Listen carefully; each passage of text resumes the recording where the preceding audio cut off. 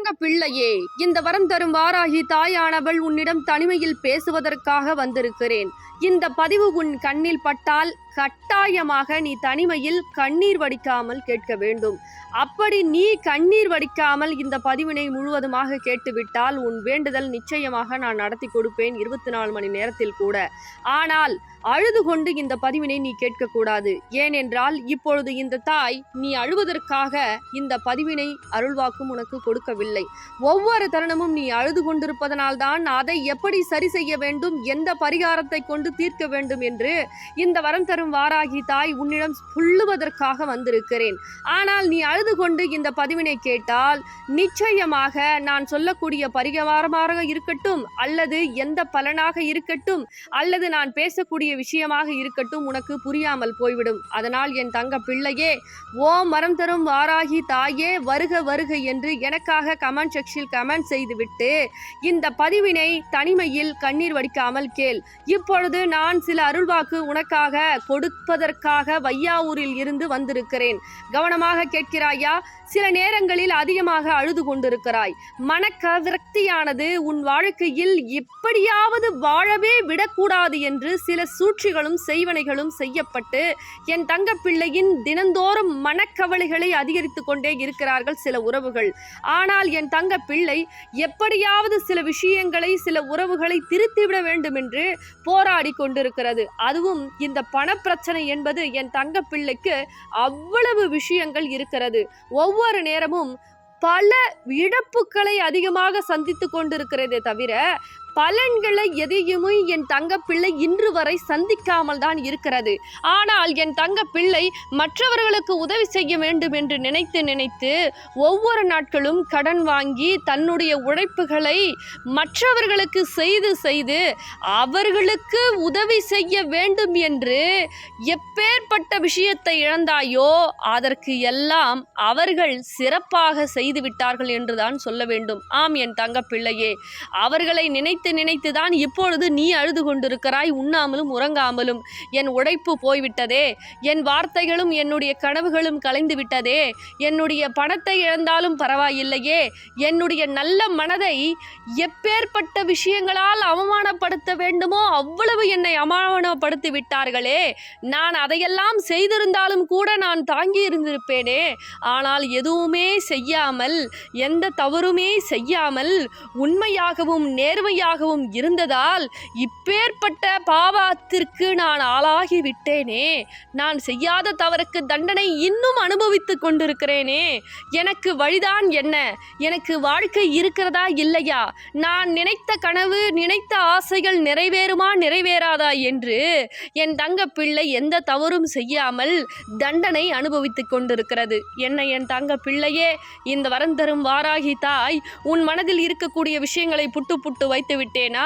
இப்பொழுது அடுத்தது என்ன நடக்க போகிறது என்று சொல்ல போகிறேன். கவனமாக கேள். உன் மனதில் இருக்கக்கூடிய ஆதங்கத்தை சொல்லிவிட்டேன் என்றால், ஆம் தாயே நீங்கள் சொல்லிவிட்டீர்கள் என்று எனக்காக கமெண்ட் செக்ஷனில் குறு மெசேஜை அனுப்பி வை. ஏனென்றால் நீ அழுது கொண்டிருப்பது இந்த வரம் தரும் வாராகி தாயால் பொறுத்து கொள்ள முடியவில்லை. ஏனென்றால் என்னென்ன விஷயங்கள், என்னென்ன பூஜைகள், என்னென்ன புனஸ்காரங்கள், எவ்வளவோ விரதங்கள் இருந்து விட்டாய். ஆனாலும் உன்னுடைய தீராத வினை, தீராத பிரச்சனை, தீராத பணம் பிரச்சனை, தீராத கடன் பிரச்சனை, தீராத உறவு பிரச்சனை என பல பிரச்சனையிலும் இன்னும் நீ போராடி கொண்டிருக்கிறாய். அதனால்தான் உயிரற்ற நடப்பினமாக நீ வாழ்ந்து கொண்டிருக்கும் உன்னை இந்த மனிதர்கள் இப்படி ஆக்கி வைத்திருக்கிறார்களே அல்லவா, அவர்களை நான் வதம் செய்ய போகிறேன் இந்த வரம் தரும் வாராகி தாயானவள். ஆனால் அதற்கு நீ ஒரே ஒரு பரிகாரத்தை மட்டும் செய்ய வேண்டும். என்ன அது, எப்படி செய்ய வேண்டும் என்று இப்பொழுது சொல்ல போகிறேன். இன்னும் கவனமாக கேள். முதலில் இழந்ததை நினைத்து அழாதே தங்க பிள்ளையே. ஏன் தெரியுமா? நீ தர்மத்தை செய்தாய். அதனால்தான் இன்று இந்த வரம் தரும் வாராகி தாயின் அருள்வாக்கை கேட்டுக்கொண்டிருக்கிறாய். நீ அதர்மம் செய்திருந்தால் உன் கண் முன்னே இப்பொழுது நின்று உனக்கு கொடுத்து கொண்டிருக்க மாட்டேன். ஏனென்றால் அதர்மம் செய்தவர்கள் என்னை வணங்கவும் முடியாது, என்னை வாழ வைக்க வாராகி தாயே வாருங்கள் என்று என்னை கூப்பிடவும் முடியாது. ஏன் தெரியுமா? அவர்களுக்கு என்னை பார்த்தாலே பயம். ஏனென்றால் அவர்கள் பாவம் செய்தவர்கள். என்னை நீ கூப்பிட்டால் நான் வருவேனா என்று அவர்களுக்கு நிச்சயமாக தெரியாது. ஏன் தெரியுமா? ஏனென்றால் என்னை வழிபாடு செய்ய முடியாது. ஆனா நீ நல்ல ஆத்மாவாக இருக்கிறாய், நல்ல விஷயங்களை செய்திருக்கிறாய், யாரையும் ஏமாற்றவில்லை, யாரையும் துரோகம் செய்யவில்லை. அதனால்தான் இன்று உனக்கு உதவி செய்கிறேன் என்று இந்த பதிவு மூலியமாக என் தங்க பிள்ளைக்கு சொல்லிக் கொண்டிருக்கிறேன். ஆனால் இது சாதாரணமாக நீ எடுத்துக்கொண்டால் நிச்சயமாக சாதாரணமாக கிடையாது. ஒரு வரம் தரும் வாராகி தாயானவள் இப்படி உன்னுடன் வந்து கூக்குரல் இட்டு, தங்க பிள்ளையே நீ கண்ணீர் வடித்து கொண்டிருக்கிறாய், உன் மனதில் இருக்கக்கூடிய ரணத்தை நான் உள்ளபடி சொல்லிக் கொண்டிருக்கிறேனே, இது சாதாரணமான விஷயமா? ஏதோ ஒரு வீடியோவில் வருகிறதே என்று என்னை சாதாரணமாக எண்ணி விடாதே என் தங்க பிள்ளையே. ஒவ்வொரு நேரமும் மனம் குமரி அழக்கூடிய தாயே, ஏதாவது நான் கெட்டது செய்திருந்தாலும் எனக்கு உதவி செய்ய நீங்கள் வரமாட்டீர்களா? நான் கெடுதல் செய்யவில்லையே, நான் யாரையும் ஏமாற்றவில்லையே. தர்மம் நிலைக்காதா? நீதி நிலைக்காதா? அப்பொழுது ஏமாற்றுபவர்களுக்கும் பொய் சொல்லுபவர்களுக்கும் ஏமாற்றக்கூடிய மனிதர்களுக்கு மட்டுமே காலம்தானா? அப்படி என்று நீ கூக்குரல் இட்டு கண்ணீர் குமிரி அழுகிறாய். அதனால்தான் இப்பொழுது அப்படி செய்பவர்களுக்கு கர்மவினை சிறப்பாக செய்யும் என்பதை மறந்து விடாதே. நீ இப்படி மனம் குமரி அழுகிறாய். உதவி செய்தவர்கள் உன்னை உதாசீனம் செய்து விட்டாலும் உன்னுடைய உணர்வுகளை புரிந்து நான் உதவி செய்யலாம் என்று இந்த வரம் தரும் வாராகி தாய் இன்று உன் கண்முன்னே பேசிக் கொண்டிருக்கிறேன். இப்படி நான் சொல்கையில் அதை சாதாரணமாக எடுத்து விடாதே. எப்பொழுதுமே ஒரு பானை சோற்றுக்கு ஒரு சோறுதான் பதம். அதே போல்தான் உனக்கு நான் சில நேரங்களில் கனவில் வந்து சொல்லிவிடுவேன், சில நேரங்களில் வீடியோவின் மூலமாக சொல்லிவிடுவேன், சில மனிதர்கள் மூலியமாக நான் வந்து சொல்லிவிடுவேன். இப்பொழுது வீடியோவின் மூலமாக உனக்கு உணர்த்துவது என்ன தெரியுமா? உன்னுடைய எந்த பிரச்சனையாக இருந்தாலும் சரி என் தங்க பிள்ளையே, உனக்கு நான் 12 நாட்களில் உன் வேண்டுதலை நடத்தி கொடுக்கிறேன். ஆனால் அதற்காக நீ என்ன செய்ய வேண்டும் தெரியுமா? 12 நாட்களில் உனக்கு வேண்டுதல் நடக்கிறது என்றால் அவ்வளவு எளிது அல்ல. ஆனால் அதற்கு தடைகளும் சோதனைகளும் ஏற்படும். அதில் நீ வெற்றி பெற வேண்டும். அப்படி வெற்றி பெற்றுவிட்டால் இந்த வரம் தரும் வாராகி தாய் நீ கேட்டதை நிச்சயமாக செய்து கொடுப்பேன். ஏன் இதற்கு இந்த 12 நாட்கள் சோதனை? உனக்கு ஒரு விஷயம் வேண்டுமென்றால் நீ முதலில் அதற்கு தயாராக வேண்டும். ஏனென்றால் இப்பொழுது இழந்ததை நினைத்து நீ கண்ணீர் வடித்துக் கொண்டிருக்கிறாய். அதிலில் இருந்து உன்னை மீட்டெடுக்க வேண்டும். அதே போல் சில விஷயங்கள் ஆழமாக படுத்தி உன்னை அவ்வளவு ரணப்படுத்தி வைத்திருக்கிறது. அதற்கு நீ அள்ளி அள்ளி கொடுத்தாய் அல்லவா? அவர்கள் மருந்து போட போவதில்லை. இந்த அன்னை வாராகி, வரம் தரும் வாராகி தான் உனக்கு மருந்து போட போகிறேன். அதனால் இந்த 12 நாட்கள் உனக்கு நான் கொடுக்கக்கூடிய கால அவகாசம் இதற்கு தானே என்பதை மறந்து விடாதே. முதலில் ஏமாற்றிய எண்ணமும் ஏமாற்றக்கூடிய மனிதர்களையும் நீ மறக்க வேண்டும். அப்படி மறந்தால்தான் இந்த பூஜையை செய்ய முடியும். மறந்துவிட்டால் அவர்களுக்கு தண்டனை எப்படி கிடைக்கும் தாயே என்று நீ கேட்கலாம். ஆனால் அதற்காக நான் இருக்கிறேன். உன்னை சரி பண்ண தெரிந்த எனக்கு அவர்களை ஏமாற்றியவர்களை சரியான பதிலடி கொடுக்க தெரியாதா என் தங்க பிள்ளையே? நிச்சயமாக உடனுக்குடன் உன் கண்முன்னே இந்த 12 நாட்களில் ஏமாற்றியவர்களுக்கு அனைவருக்குமே தண்டனை கிடைக்கும் என்பதை மறந்து விடாதே. ஒவ்வொரு நேரமும் நீ உண்மையாக உழைத்திருக்கிறாய், உண்மையாக அன்பு வைத்திருக்கிறாய். உன்னுடைய உணர்வுகளை புரிந்து கொள்ளாமல் உதவிகளை வாங்கி கொண்டு அவர்கள் அனைத்தையும் சாப்பிட்டு விழுங்கிவிட்டு இப்பொழுது உன்னை நடுத்தெருவில் நிற்க வைத்திருக்கிறார்கள். அவர்கள் எப்படி நீக்க போகிறார்கள் என்று இந்த 12 நாட்களில் உனக்கு காட்டிக் கொடுப்பேன். ஆனால் நீ என்ன செய்ய வேண்டும்? நம்பிக்கையோடு பச்சை நிற ஆடையை அணிந்து கொண்டு பச்சை துணியில் 1 ரூபாய் நாணயத்தை முடி போட்டு உன் இல்லத்தில் இருந்து, எப்படி என் தங்க பிள்ளையே, நீ கிளம்பும் பொழுது பச்சை நிற ஆடையை அணிந்து கொண்டு பச்சை துணியில் 1 ரூபாய் நாணயத்தை முடி போட்டு கொண்டு இந்த வரம் தரும் வாராகி தாயை தேடி வர வேண்டும். புரிகிறதா? நீ தேடி வந்தால்தான் நான் உன்னை தேடி வருவேன். ஏன் தெரியுமா?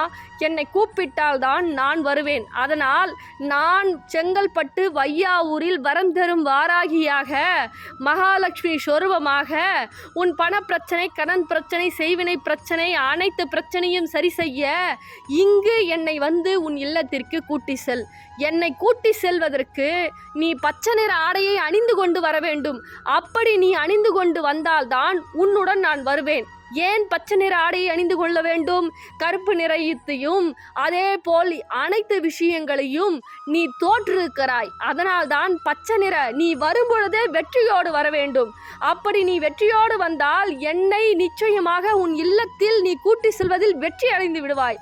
அந்த வெற்றியானதே உனக்கு முதல் படி. வெற்றி கூட்டி செல்வதிலே உனக்கு வெற்றி கிடைத்து விட்டால் உன் வாழ்க்கையில் உனக்கு வெற்றி கிடைக்காதா? நம்பிக்கையோடு வா என் தங்க பிள்ளையே. நான் செங்கல்பட்டு வையாவூரில் இருக்கிறேன். என்னை கூட்டி சென்று எப்படி கூட்டி செல்ல வேண்டும்? ₹1 நாணயத்தை பச்சை துணியில் முடி போட்டு கொண்டு வந்து பச்சை நிற ஆடையை அணிந்து கொண்டு இந்த வரம் தரும் வாராகி தாயின் ஆலயத்தில் சூலத்தில் கட்டிய பிறகு இதோ தெரிகிறது பார் இந்த வராகி நாணயம். இதுதான் உன்னுடைய இல்லத்தில் மிகப்பெரிய அற்புதங்களை 12 நாட்கள் செய்ய போகிறது. நான் உயிரோடு இதன் மூலியமாக தான் உன் இல்லத்திற்கு வரப்போகிறேன். நீ கேட்டதெல்லாம் அள்ளி அள்ளி இந்த நாணயத்தின் மூலியமாக உன்னுடன் உயிருடன் வந்து உனக்கு தேவையான விஷயத்தை செய்து தேவையில்லா மனிதர்களை விலக்கி தேவையற்ற விஷயத்தை உன் எண்ணத்தில் இருந்தும் உன் இல்லத்தில் இருந்தும் வெளியேற்றி உனக்கு நல்லவையும் மங்களத்தையும் செல்வத்தையும் கொட்டு கொட்டு என்று கொட்டி உன்னுடைய ஆசைகளை நிறையாசியாகிவிட்டு சென்றார்கள் அல்லவா? அவர்களுக்கெல்லாம் தண்டனை கொடுத்து உன் ஆசையை நிறைவேற்றுவதற்காக இந்த வரம் தரும் வாராகி தாயானவள் உன் இல்லம் தேடி வரப்போகிறேன். அதனால் பச்சை நிற ஆடையை அணிந்து கொண்டு என்னை தேடி ₹1 நாணயத்தை பச்சை துணியில் முடிபோட்டு கொண்டு வந்து இந்த சூலத்தில் கட்டிய பிறகு இந்த நாணயத்தை எப்படி பூஜை செய்ய வேண்டும் என்று என்னுடைய தங்கப்பிள்ளை இங்கு சொல்லும்.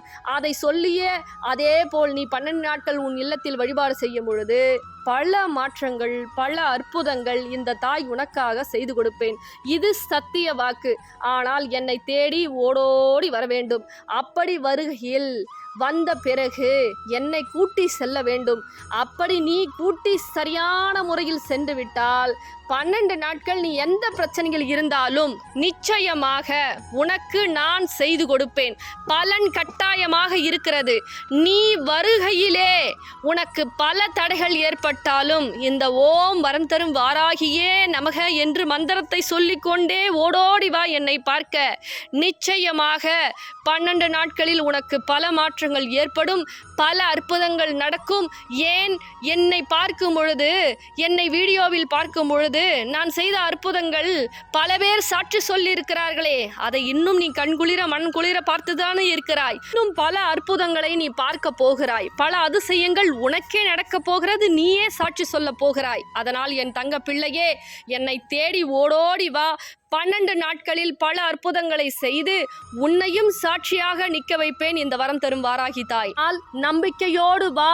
நல்லது மிகப்பெரிய மாற்றம் உனக்கு ஏற்படுத்தி கொடுப்பேன். அதனால் உடனடியாக என்னுடைய திருத்தலத்திற்கு நீ பச்சை நிற ஆடையை அணிந்து கொண்டு என்னை தேடி ஓடோடி வா.